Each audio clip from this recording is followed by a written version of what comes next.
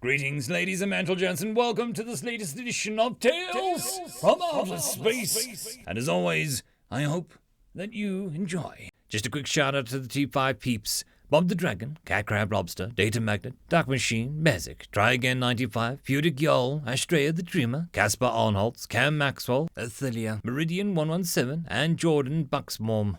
Thank you very much. Story number 1: To Defeat a God. Written by Jeremiah Hellrider. The heavy doors of 10,000-year temple opened with a loud creak, revealing rows of stone pews and altars covered in runes. The creature coughed and sneezed at the stale air, trying to breathe in my dusty halls.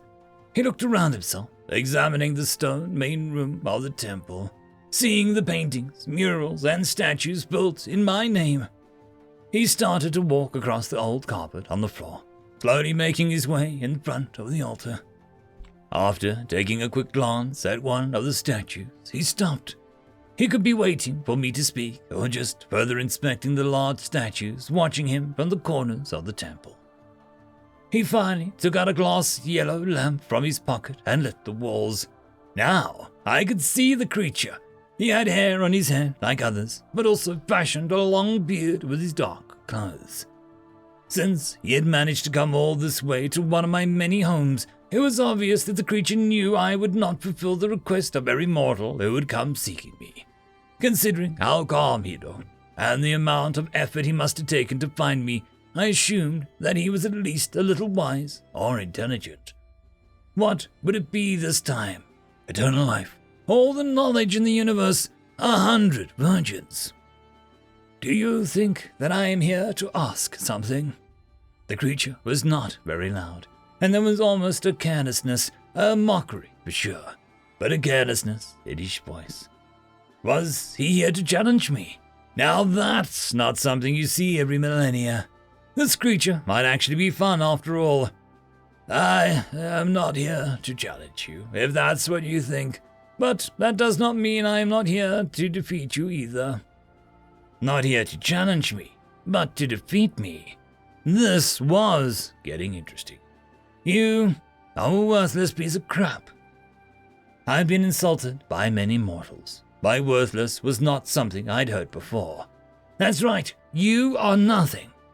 This was getting fun. The creature probably somehow managed to miss the stories of my power and my strength.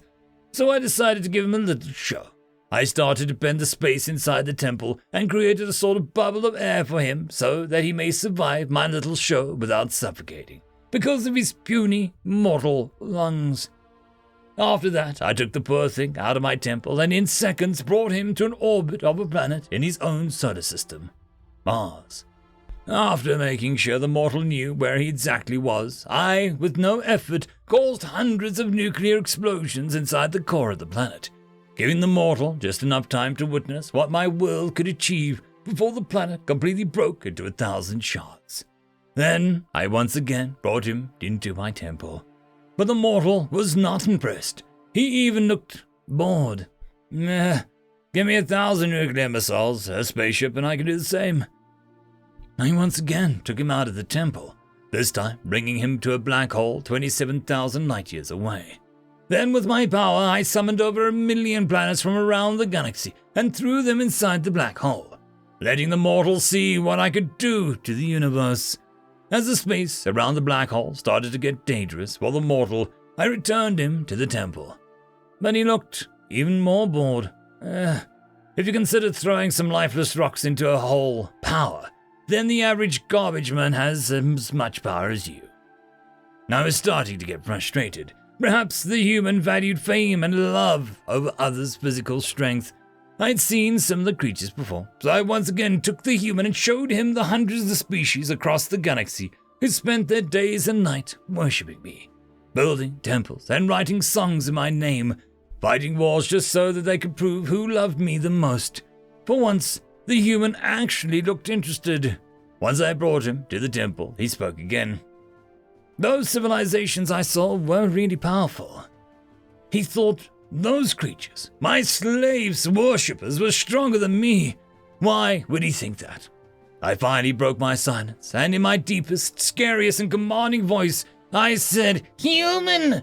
You say I am weak. You say my subjects hold more power compared to me.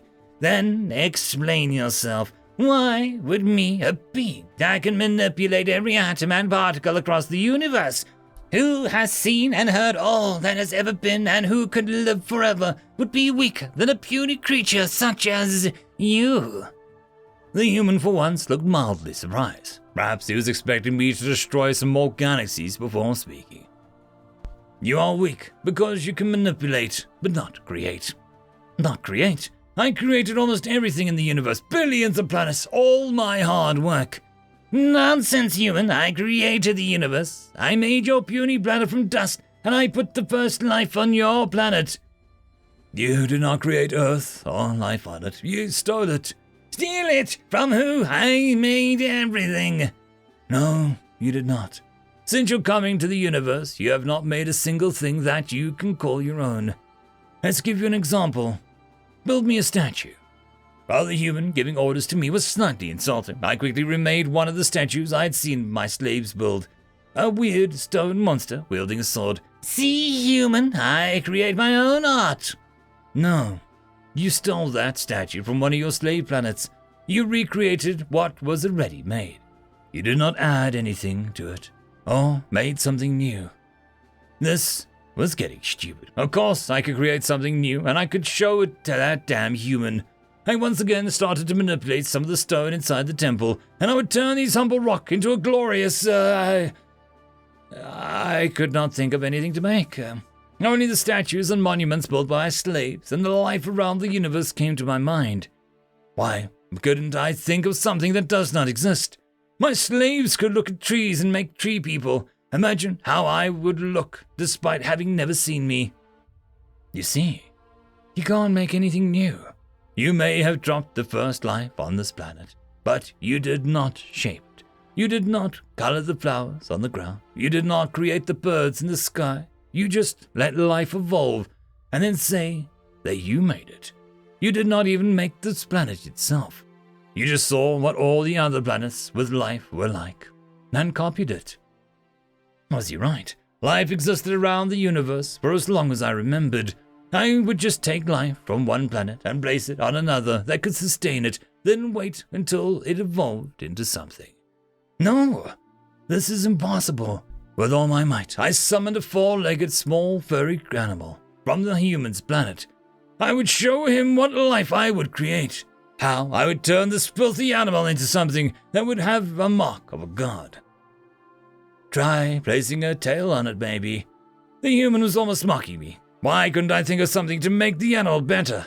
I could no longer hold the anger inside me. You filthy human! You can't make your puny art, but that doesn't matter because I can still just crush you to death with my fist. This is true power. Prepare to meet your death. The human was smiling, almost laughing. Human! What are you doing? I'm about to end your life. The human finally got a hold of himself and spoke. My entire life I pissed off people. I started annoying people in school, then on the internet. I showed them how they were wrong, weak, ugly, stupid. This was my final goal. To make the most egotistic megalomaniac being out there scream and rage. But why? Because I am the greatest troll who has ever trolled. End of story. Story number 2. Humans, written by Glitchkey. There's a human on the ship. What? There's a human on the ship. Can't be. Why not? What do you mean, why not? There are no humans on the ship or any other. Then how do you explain all this? I don't. That's a mechanic's job. So the ventilation going out exactly mid-trip. We skipped on servicing. The scanners are on the fritz and showing the entire asteroid field and empty. We skipped on servicing. Life support going down. Can't believe that we're even having this stupid conversation. Come on. It's only explanation. No, it isn't. Cutting corners here, costs there. That's the explanation. Yeah, sure. That explains why in midship comm somehow managed to relay entirely different orders from what the captain wanted. Weird stuff happens in the deeps of space. Like humans? No, not like humans.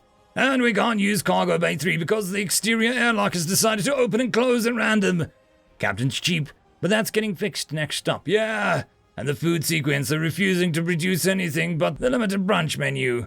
Stuck sitting, just needs a hard power cycle. Sure, no humans here. What about the targeting system being locked in the same point in empty space for 10 hours a week ago? Not humans. What's your hang-up about this, man? It's the simplest way to explain how literally every system on this ship is on the fritz. My hang-up is if Cap is talk of humans, he's dropping every last one of us in the next stop and getting a new crew. Corners were cut. That is all. Sure. Humans don't exist. Just remember that. Humans don't exist. But superstitions ruin a crew. Keep this to yourself. It's best for everyone. End of story. And that, my friends, concludes this video. I hope that you enjoyed. There are links down below, both to support this channel and for the author of this fiction. Anyways, I hope you all have a fantastic one, and I'll see you next time. Cheers.